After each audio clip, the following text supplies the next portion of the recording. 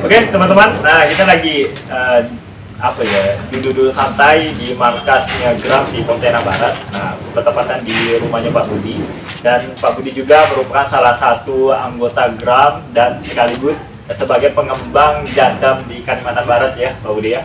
Insya Allah ya. Nah teman-teman, nah kita juga lagi bersama dengan mahasiswa-mahasiswi Politeknik Sambas, dan mereka sedang magang di komunitas Gram. Nah, pada kesempatan kali ini kita lagi mau bincang-bincang nih teman-teman mengenai tentang jadam. Apa itu jadam secara keseluruhan dengan Pak Budi nih, Pak Budi Hartono ya. Iya. Nah, mungkin boleh singkat Pak Budi ceritakan apa sih itu jadam, apa sih manfaatnya jadam, kenapa orang harus beralih ke jadam, nah, untuk di pertanian keberlanjutan arah ke depan.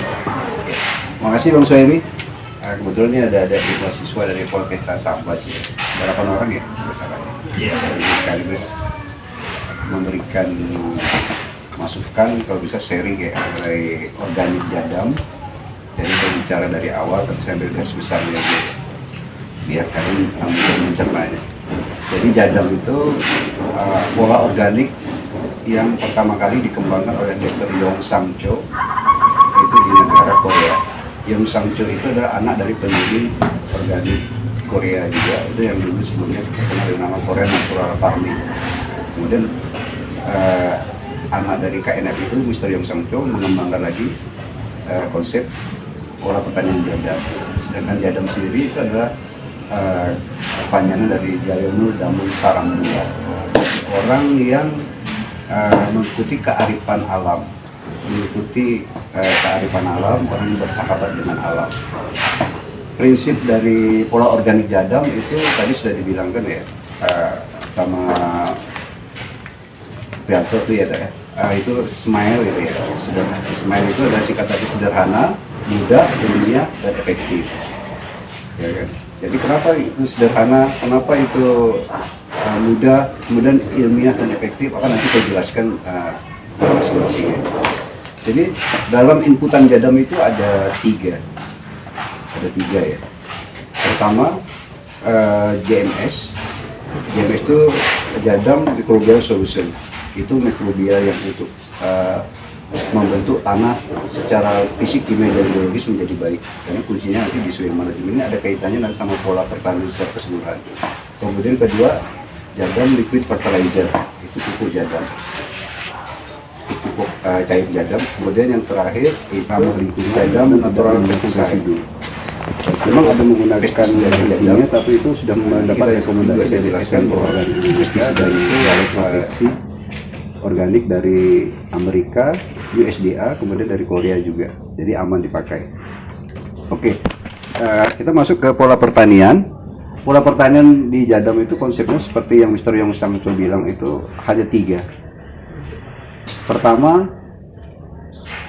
soil management ya. Saya ulangi lagi, yang pertama soil management, pengelolaan tanah. Kita mengolah tanah pada saat sebelum tanam, kuncinya di tanah. Itu soil management. Kedua, base fertilizer, pupuk terbaik. Pupuk itu ada pupuk itu sebelum tanam dan pada saat tanam, kemudian pupuk pada saat masih masa generatif. Terakhir baru pengendalian hama dan penyakit, atau kalau kita bilang pengendalian organisme pengganggu tanaman. Nah, seperti itu. Kita masuk ke pertama, ke mana tadi? Base fertilizer ya, pengelolaan tanah. Tanah yang baik adalah tanah yang secara fisik, kimia, dan biologisnya bagus. Untuk menciptakan atau membuat media tanam seperti itu, kita mengambil salah satunya pada saat pengolahan itu, penggunaannya pupuk dasarnya harus menggunakan kompos atau kohe yang sudah fermentasi. Kenapa memakai ini? Karena ini nanti sebagai untuk menyuburkan ke tanaman, juga untuk membentuk atau menjadikan pola makan untuk mikrobia. Kemudian kita kasih JMS sebelum tanam, itu jadam microbial solution. JMS itu mikrobia pembelah tanah. Jadi tanah itu secara biologis dan kimianya akan jadi bagus. Karena apa? Semakin banyak mikrobianya, semakin banyak mikrobianya, maka semakin banyak serdadu atau mikrobia yang akan memproduksi unsur hara yang akan dibutuhkan oleh tanaman. Oke, sampai di sini jelas. Kemudian kita kalau untuk soil management tadi yang saya ceritakan, kemudian kita pakai kapur. Kapur itu di samping mengandung unsur kalium, bukan kapur, abu sisa pembakaran. Abu sisa pembakaran itu maksudnya fungsinya sama dengan kita bisa pakai kapur pertanian ya. Di samping kandungan kaliumnya tinggi, juga dia bisa untuk menetralisir pH tanah. Itu dia. Kemudian kita pakai satunya lagi, biomasa, itu tempat hidupnya mikrobia itu apa yang tahu? Arang atau ikan bakar. Itu untuk mengolah pertama kali soil management. Nah, kita masuk di situ ya, udah jadi. Kalau kita di lokasi tanam misalnya di lahan terbuka itu 4 kali aplikasi JMS. Nanti apa itu JMS itu saya jelaskan juga ya. Ini dulu. JMS itu 4 kali, seminggu sekali itu udah jadi. Baru nanti kita tanam, baru kita pakai pupuk JRF. JRF itu pupuk cairnya jadam ya. JRF itu ada JRF apa nih? Macam-macam itu ya. Kalau saya bicara satu-satu, JRF rumput bisa, itu untuk pertumbuhan vegetatif. JRF abu itu untuk pertumbuhan generatif, kalium. JRF ikan, asam amino untuk pertumbuhan vegetatif. JRF fosfat untuk merangsang pembuahan. Kemudian JRF sisa makanan itu untuk kestabilan tanaman, pertumbuhan tanaman. Kemudian dari cangkang-cangkangan bisa bikin JRF kalsium, JRF magnesium kita bisa bikin dari cangkang atau kulit telur, itu bisa. Kemudian kita bikin juga dari, kalau mau yang lebih lebih bagus lagi, kita bikin JRF bone meal namanya, tulang dari tulang-tulangan itu kita tulang-tulang hewan herbivora itu kita bakar, kemudian kita rendam, kita bikin JRF. Itu juga bagus itu untuk merangsang pertumbuhan pembungaan tanaman karena kandungan kalsium magnesiumnya tinggi. Kemudian kalau itu pupuk itu sudah normal ya, kalau kita bercocok tanam, berusaha tani kita tidak mungkin bisa bebas dari serangan hama dan penyakit. Kalau di organik jadam, hama dan penyakit itu bagian dari ekosistem.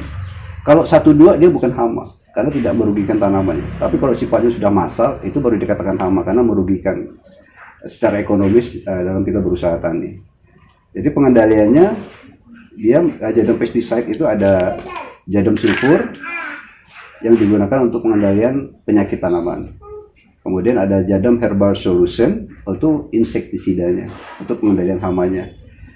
Perekat jadam itu namanya JWA. Jadi kalau kita mau menggunakan jadam sulfur atau jadam herbal solution, itu wajib menggunakan JWA. Nanti kita bikin ada ya, kemarin udah praktek ya. Nah, itu JWA.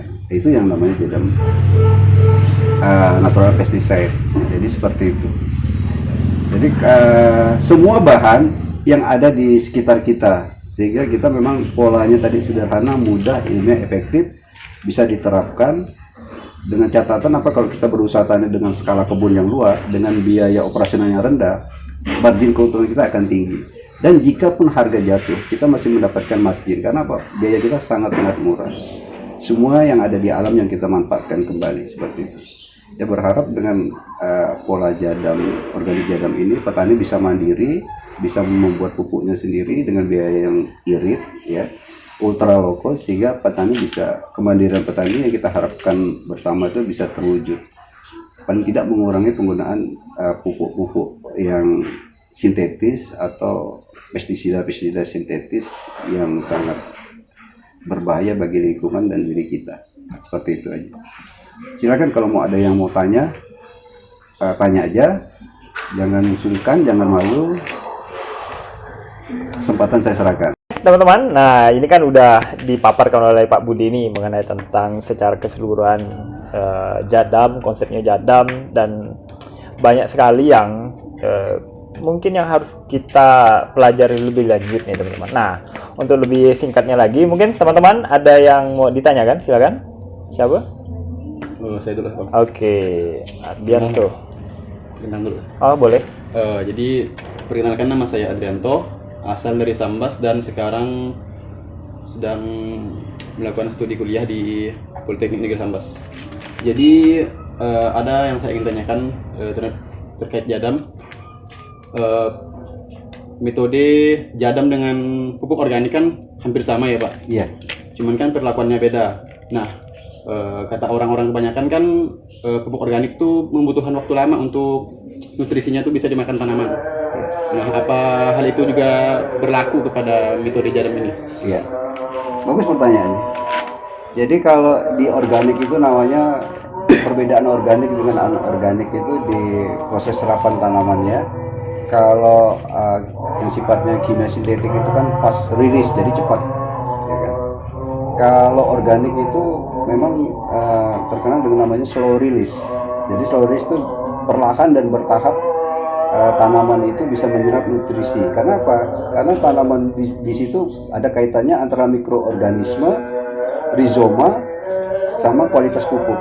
Jadi memang penyerapan itu lambat, tapi setelah masuk ke jaringan sel tanaman dia akan lebih lambat, dan itu akan menjadi satu kesatuan yang kuat, sehingga antara tanaman menjadi sinergi.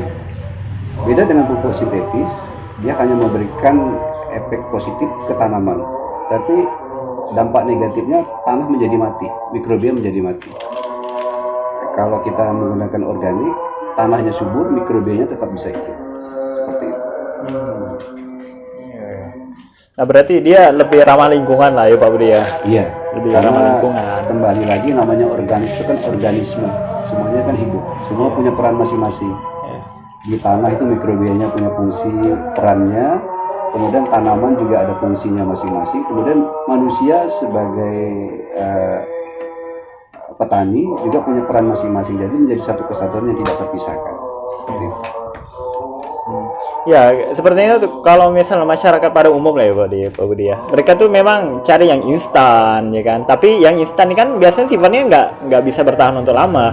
Makanya kadang yang sering kita dengar tuh kan yang misal orang nanam sayur nih Pak Budi. Saya kalau di kampung tuh dengar kalau udah beberapa kali dipakai nih udah tanahnya tak ada subur lagi. Ya, saya bilang gimana mau subur, saya bilang kalau semuanya ketergantungan dengan pupuk sintetis, saya bilang.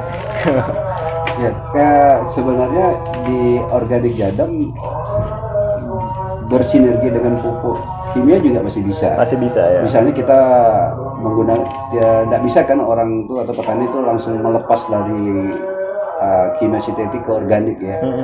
Menggunakan pupuk kimia sintetik, kemudian setelah itu tanahnya kita kasih GMS sama pupuk organik padatnya kita kasih juga, sehingga mikrobia tetap masih bisa hidup. Karena kuncinya kesuburan tanah kan sifat fisik, kimia, dan biologis. Yang berat itu kan di sifat biologis tanahnya itu ya, di situ nih. Itu yang perlu kita pertahankan. Tapi kalau insya Allah kalau sudah organik, tanah itu sudah organik murni, teknologi olah tanah kita untuk tahun-tahun 5-6 tahun ke depan menjadi sangat murah. Jadi kita tidak perlu lagi mengolah tanah seperti sedia kala, langsung tanam bisa. Dan itu sudah diaplikasikan di negara-negara seperti di Eropa, di Asia Timur, itu sudah seperti itu. Dan mereka tidak ada pergantian atau pergiliran tanaman. Tetap aja tanamnya itu lagi. Oh gitu. Seperti itu. Nah, itu positifnya dari organik. Oke, yang lain ada mau ditanyakan? Silakan yang mau tanya lagi. Ya silakan kalau. Saya mau bertanya, perkenalkan nama saya Mariana, saya ingin bertanya Pak, apakah pengaruh pemberian jadam kan ada jenisnya ya Pak ya, apa pengaruhnya kalau JS ditambah JWA? Terima kasih. JS dengan JWA ya, berarti jadam sulfur dan jadam witriagen. Jadam sulfur itu fungisida untuk pengendalian penyakit tanaman, ya kan. JWA-nya itu perekat, penembus. Jadi memang harus lebih efektif menggunakan JWA. Jadi kalau kita tidak menggunakan JWA, hanya menggunakan jadam sulfur, itu tetap berfungsi, hanya tidak efektif. Ya kan. Kita sudah lihat, kita sudah coba, kita olesi JWA, kita kasih air, airnya jatuh kan. Nah itu fungsinya kan tadi kan, perekat dan penembus. Jadi lebih efektif penggunaan jadam sulfurnya menggunakan JWA. seperti itu. Oke. Ada lagi? Ada yang lagi? Ya. Nama saya Bella Sakarina. Saya bertanya sedikit sama Pak Budi mengenai jadam sulfur. Kan di dalam bahan-bahannya Pak ada clay kan Pak? Iya. Nah, clay itu kan endapan dari salah satu tanah seperti tanah biasa. Benar. Nah, dari situ apakah clay itu bisa diganti dengan tanah yang warna merah itu Pak, bisa nggak? Oh iya. Ya. Iya. Pertanyaannya bagus juga ini. Jarang orang yang tanya. Sebenarnya jadam sulfur itu bahan wajibnya hanya belerang dan apa yang sudah magang, natrium iya, natrium hidroksida atau soda api ya kan, itu bahan utamanya. Nah kemudian kenapa kita tambahkan dengan fine soil ya. Fine soil itu tanah-tanah mineral. Salah satunya tadi clay. Clay itu ada dua, white clay sama red clay. White clay itu tanah kita biasa, tanah liat biasa itu kan yang diambil sarinya jadi ke tepung. Tanah merah itu bisa juga tuh diambil jadi red clay, itu bisa dipakai. Atau kalau di Jawa itu pakai filit. Itu yang bagus tuh, mineral filit itu lebih bagus. Fungsi mereka adalah selain untuk insektisida alami, juga untuk pewarna sehingga warnanya akan jadi bagus. Warna dari jadam sulfurnya itu akan merah, itu merah cerah gitu. Bisa kita lihat, nanti kita buktikan kan. Tadi kalau saya udah lihat ya. Nah, itu fungsinya clay seperti itu. Jadi kalaupun tidak ada clay tidak apa-apa, masih bisa kita pakai. Tapi clay kalau kita tambah clay berarti fungsinya lebih kuat dari sisi warna, dan lebih kualitas dari jadam sulfurnya semakin lebih bagus seperti itu. Ya, berarti dia untuk penguat warna ya Pak, dan ada pemberi warna. Ya, kemudian juga efeknya ke insektisida lebih kuat. Iya betul. Seperti itu. Iya. Mungkin ada yang lain yang mau ditanyakan? Silakan. Ayo, adik-adik yang baru nih, silakan. Ada lagi? Jadi jangan malu atau bingung mau ditanya. Apa nih ya? Apa organik jadam apa gitu kan? Tapi nanti kalau untuk lebih apa spesifiknya nanti saya udah kasihkan sama Adrianto ya. Nanti kawan-kawan bisa belajar. Kalau nggak tahu bisa tanya sama saya, sama Adrianto. Kalau Adrianto nggak tahu juga tanya sama saya bisa. Atau kalau ada waktu masih belum puas Pak, pengen datang lagi Sabtu Minggu atau bikin janji aja, kita kumpul lagi. Jadi selama masih di Pontianak kalian ambil ilmu sebanyak-banyaknya. Kuncinya saya bilang pesannya jangan hanya tergantung sama misalnya udah belajar jadam terbaik, tidak. Ada yang kimia, Pak belajar juga karena itu nambah wawasan kita ya. Nanti aplikasinya terserah masing-masing. Jadi ambil aja semua ilmunya. Nanti kita punya batasan sendiri, kita mau pakai kimia sintetik, mau kita pakai jadam, full jadam, atau kita mau kombinasi terserah. Tapi yang penting kalau jadam itu prinsipnya tadi ya sederhana, mudah, ilmiah dan efektif. Kalau kita usaha tani kan pengennya murah, tapi hasilnya bagus, banyak, panennya kemudian untungnya banyak. Itu yang diharapkan kan. Sehingga lingkungan tetap sehat, ekosistem terjaga, petani taraf hidupnya meningkat, dan mereka bisa mandiri, tidak tergantung sama pupuk-pupuk yang harganya sekarang luar biasa, kemudian stoknya juga sulit dicari. Jadi kalian sudah ada solusi untuk mengaplikasikan pupuk atau ilmu yang sudah didapat dengan bahan yang ada di sekitar kita. Sebenarnya pupuk terbaik adalah berasal dari tanaman itu sendiri. Seperti apa? Seperti saya bilang, seperti air susu ibu ya. Gitu kan? Kalau pupuk tomat itu ya berasal dari buah tomat atau dari sisa buah tomat gitu kan. Kalau kita jambu, paling tidak dari jambu, dari daunnya, dari apa, seperti itu. Jadi seperti air susu ibu. Kenapa kita pakai garam krosok setiap aplikasi? Garam krosok atau air laut itu mengandung 83 mineral yang dibutuhkan oleh tanaman. Itu seperti air ketuban, kandungan mineralnya. Nanti bisa apple to apple ya, di komparisi. apa sih kandungan air ketuban orang makannya itu kan, apa sih kandungan garam krosok atau air laut, nanti kalian komparisi, oh memang mirip rupanya. Karena itu juga di dalam organic farming, itu di bukunya Jadam itu, di situ dijelaskan. Itu penelitiannya dari universitas di Australia. Seperti itu. Oke, berarti kalau tidak ada pertanyaan, mungkin boleh closing statement nih Pak Budi. Bagaimana yang lagi nonton nih punya gambaran singkat mengenai tentang Jadam, karena ini mungkin masih banyak yang belum familiar mendengarnya. Nah, sehingga dengan mereka yang menonton video ini dengan closing statement ini, mereka sudah bisa punya pandangan mengenai tentang Jadam nih Pak Budi. Ya, makasih Bang Saidi. Terima kasih, dan saya Budi Hartono dari komunitas Geram yang konsen terhadap organik Jadam, memberikan sedikit masukan atau saran buat teman-teman, terutama rekan-rekan petani dimanapun berada, bahwa pola organik Jadam yang disingkat dengan nama Jayono dan Munsarandul adalah pola pertanian organik yang mengikuti kearifan alam dengan prinsipnya yang sederhana, mudah, ilmiah, dan efektif. Kita berharap bahwa petani, terutama petani-petani yang ada di Kalimantan Barat khususnya dan di Indonesia umumnya, bisa menerapkan atau mengaplikasikan konsep pola pertanian organik yang sederhana, mudah, ilmiah, dan efektif ini, sehingga kemandirian petani dan kesejahteraan petani secara bertahap bisa kita tingkatkan untuk kesejahteraan kita bersama. Itu aja dari saya. Salam Jadam dan salam kesejahteraan petani. Oke, terima kasih Pak Budi, dan kita juga ucapkan terima kasih kepada penonton yang masih setia bersama kita di Mitra Bibit Kalimantan Barat. Mudah-mudahan video ini bermanfaat untuk kita semua, teman-teman.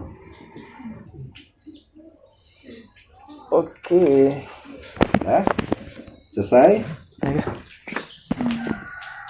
Sekarang nyaring